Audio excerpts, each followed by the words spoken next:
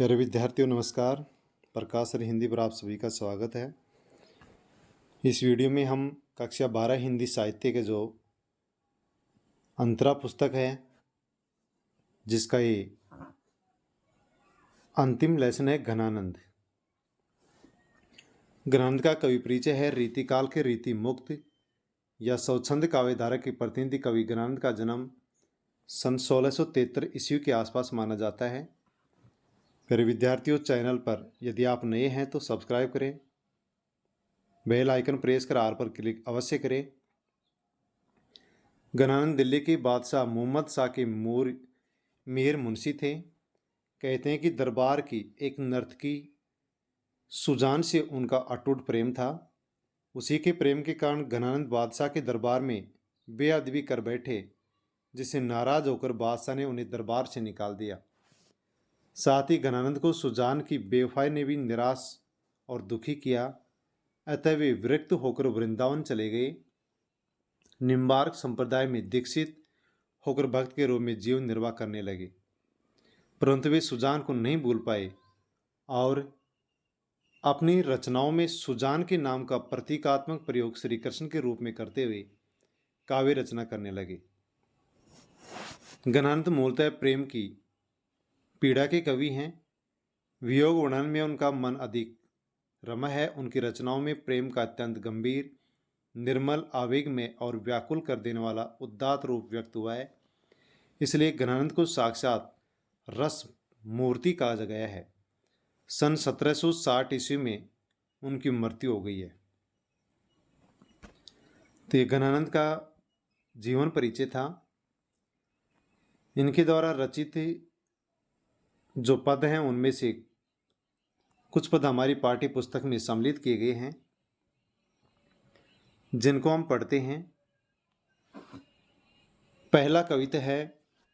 बहुत दिनान को अवधि आस पास परे, खरे अरबरनी बरे हैं उठी जान को, कही कही आवन छबीले मन भावन को, गई गई रागती ही दे दे सन्मान को। झूठी बतियानी की पतियानी ते उदास हवै कै, अब ना गिरत घन आनंद निधान को, अधर लगे हैं आनी करी के पयान प्राण, चाहत चलन ये संदेशो ले सुजान को। इस पद के कठिन शब्दार्थ हैं। दिनान यानी दिनों, अवधि समय, अरबरनी व्याकुलता, छबीले सुंदर, मन भावन मन को भाने वाले, गही गही पकड़ पकड़ कर, बतियानी बातें, पतियानी विश्वास करना, निधान उपाय, पयान यानी प्रयाण गमन, और सुजान यानी चतुर या नायक। प्रसंग है प्रस्तुत कविते रीतिमुक्त कवि घनानंद द्वारा रचित है। इसमें कवि ने अपनी प्रेमिका सुजान के दर्शन की अभिलाषा यानी इच्छा प्रकट करते हुए कहा है कि सुजान के दर्शन के लिए ही ये प्राण अब तक अटके हुए हैं। तो घनानंद रीति मुक्त काल के प्रमुख कवि माने जाते हैं। इस पद की हम व्याख्या पढ़ते हैं। कवि घनानंद अपनी प्रेयसी सुजान को लक्ष्य कर कहते हैं कि अब तो बहुत दिन हो गए हैं, अर्थात बहुत समय व्यतीत हो चुका है। तुम्हारे इंतजार में ही मेरे प्राण अटके हुए हैं, अर्थात इस संसार से जाने वाले हैं। छैल छबीली प्रिया सुजान ने कई बार आने को कहा, किंतु वह नहीं आई। कवि कहता है कि हे प्रिय सुजान, अब तो आकर मेरे प्रेम का सम्मान बचा लो। मैं तुम्हारी झूठी और ललचाने वाली बातों पर विश्वास करके बहुत दुखी और उदास हूं। अब तो आनंद के भंडार बादल भी नहीं गिरते जिससे मुझे तृप्ति मिल सके, संतुष्टि मिल सके। अब तो स्थिति यह हो गई है कि मेरे प्राण अध्रुव तक आने लगे हैं, होठों तक आने लगे हैं। अत्यधिक व्याकुलता से मेरे प्राण कभी भी प्रस्थान कर सकते हैं, निकल सकते हैं। ये तो अभी तक इसलिए अटके हुए हैं कि सुजान का कोई संदेश मिल ही जाए। भाव यह है कि मेरे प्राण सुजान की प्रतीक्षा में ही अटके पड़े हैं, उनके संदेश के बिना ये निकल भी नहीं पा रहे हैं। विशेष इसमें सुजान शब्द प्रेमिका के लिए तथा अपने आराध्य श्री कृष्ण के लिए भी प्रयुक्त हुआ है। अनुप्रास, श्लेष और पुनरुक्ति प्रकाश अलंकार प्रयुक्त है। वियोग श्रृंगार, कवित्त छंद और ब्रज भाषा का इसमें प्रयोग किया गया है। दूसरा पद है आना कानी आरसी निहारी बो करोगे कोलो, कहाँ मो चकित दशा त्यों ने दीठी डोली है। मौन हो सो देखियो कितेक पन पली हो जू, कूक भरी मुक्ता बुलाए आप बोली है। जान घन आनंद यो मोही तुम्हें पैज परी, जाने गो टेक टरे कौन दो मलोली है।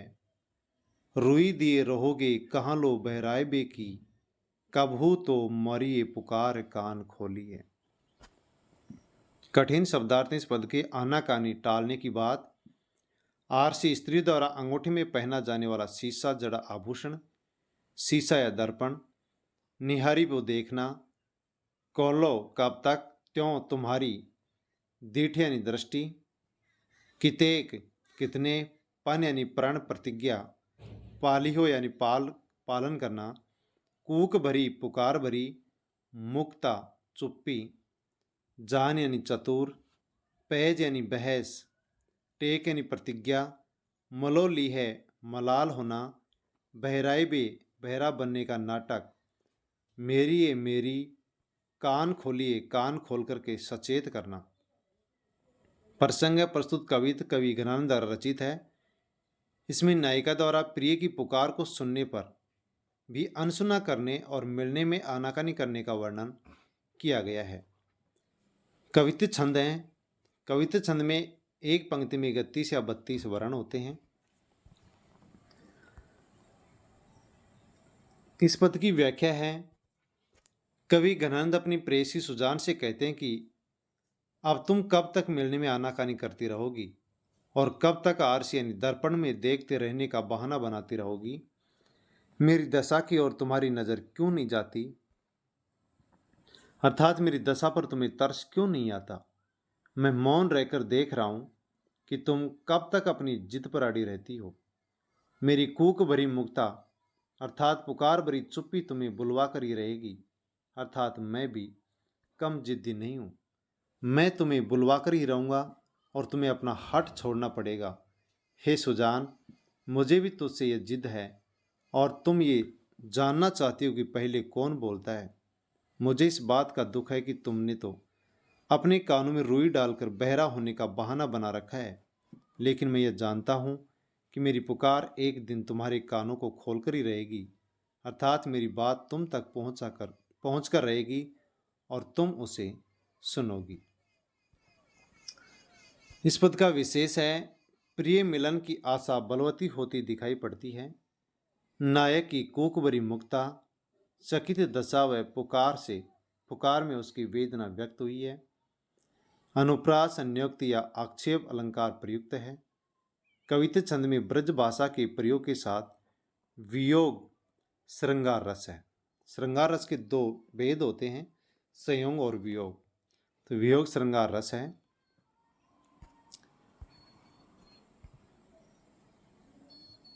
सवैया पढ़ेंगे, जिसमें एक पंक्ति में 22 से लेकर के 26 तक वर्ण होते हैं। अब तो छवि पीवत जीवत है, अब सोचत लोचन जात जरे, हित तोष के तोष सुन प्राण पले, विल्लात महादुख दोष भरे, गन आनंद मीत सुजान बिना, सभी सुख साज समाज टरे, तब हार पहाड़ से लागत है, अब आनी के बीच पहाड़ परे। इस पद के कठिन शब्दार्थ हैं, छवि पीवत, छवि या सौंदर्य का पान करते हुए, लोचन यानी नेत्र, हिततोष प्रेम से प्राप्त संतोष, बिललात विलाप करना रोना या व्याकुलता, मीत यानी प्रिय, सुजान यानी चतुर या सुजान नामक वेश्या, सुख साज यानी सुख के साधन, हार यानी गले की माला, पहाड़ यानी पहाड़। प्रसंग प्रस्तुत सवैया कवि घनानंद द्वारा रचित है। इसमें विरही व्यक्ति संयोग काल और वियोग काल अर्थात पहले की तथा अब की स्थिति की तुलना कर रहा है। इस पद की व्याख्या है, कवि घनानंद सुजान को संबोधित करते हुए कहते हैं कि तब अर्थात मिलन में तो मेरे नेत्र तुम्हारे रूप सौंदर्य का पान करके जीवित रहे, और अब अर्थात विरह काल में मेरे नेत्र तुम्हारे बारे में सोच सोच कर ही जलने लगे हैं। अर्थात संयोग में जो नेत्र तुम्हारे रूप सौंदर्य के उपासक थे, वे ही अब विरहावस्था में सोच सोच करके व्याकुल हैं। तो पहले वाली और अब वाली स्थिति में यहाँ पर अंतर स्पष्ट किया गया है।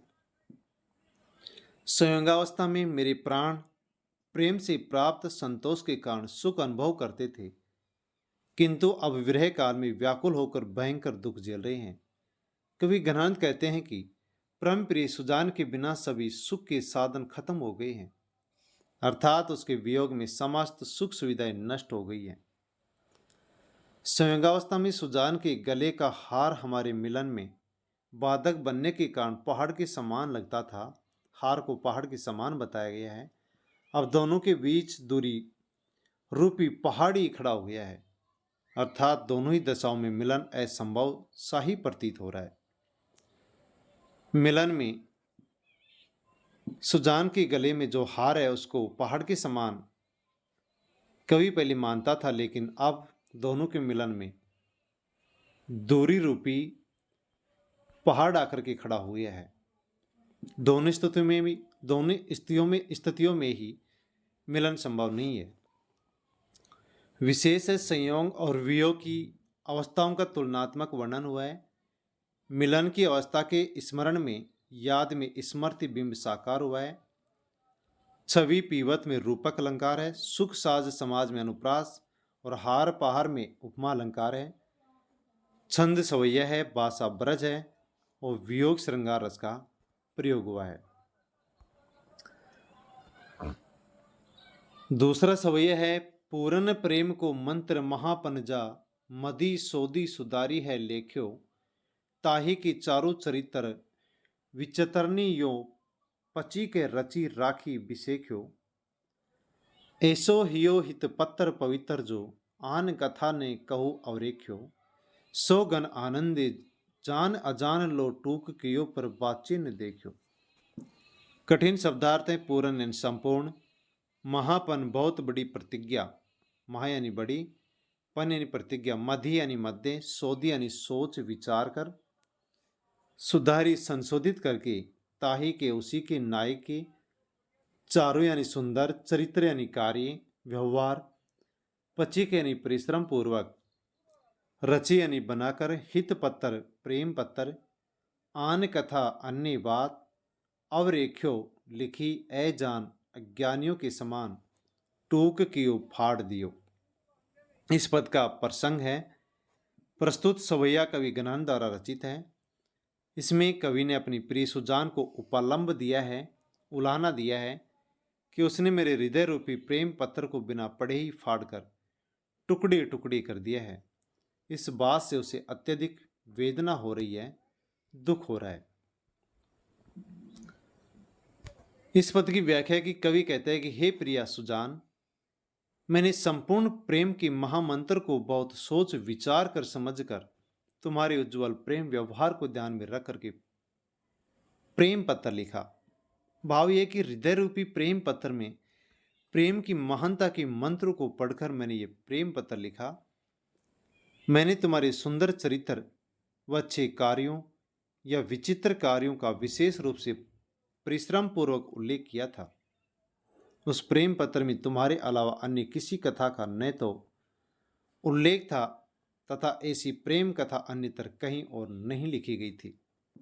कवि कहता है कि जिस प्रेम पत्र को इतनी यत्न पूर्वक लिखा गया उसे सुजान ने पढ़कर भी नहीं देखा और उसके टुकड़े टुकड़े कर दिए। भाव यह है कि प्रेमिका ने कवि के हृदय के प्रेम को जाने बिना ही निष्ठुरता से उसे तोड़ दिया। विशेष है प्रेम की एक निष्ठा तथा उपलम्ब की सशक्त व्यंजना हुई है। अनुप्रास यमक और रूपक अलंकार प्रयुक्त है। ब्रज भाषा का लालित्य सवैया छंद है और वियोग श्रृंगार रस है।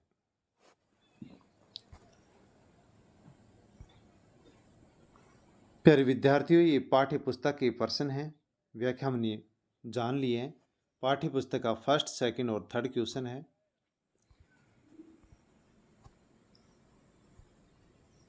फोर्थ और फिफ्थ क्वेश्चन है, जिसका आंसर भी आपको स्क्रीन पर दिखाई दे रहा है। सिक्स क्वेश्चन है कै, ख और गै। सेवंथ क्वेश्चन है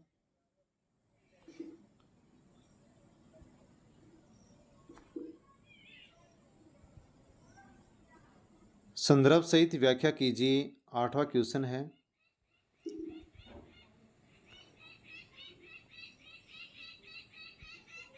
योग्यता विस्तार। फिर विद्यार्थियों, ये हमारी कक्षा 12 की हिंदी साहित्य की अंतरा पुस्तक का अंतिम लेसन था, चैप्टर था, जिसके पद, शब्दार्थ, प्रसंग, व्याख्या विषय से हमने पढ़ा है। पाठ्य पुस्तक के जितने प्रश्न हैं उन प्रश्नों के उत्तर भी आपने स्क्रीन पर देखे हैं। धन्यवाद।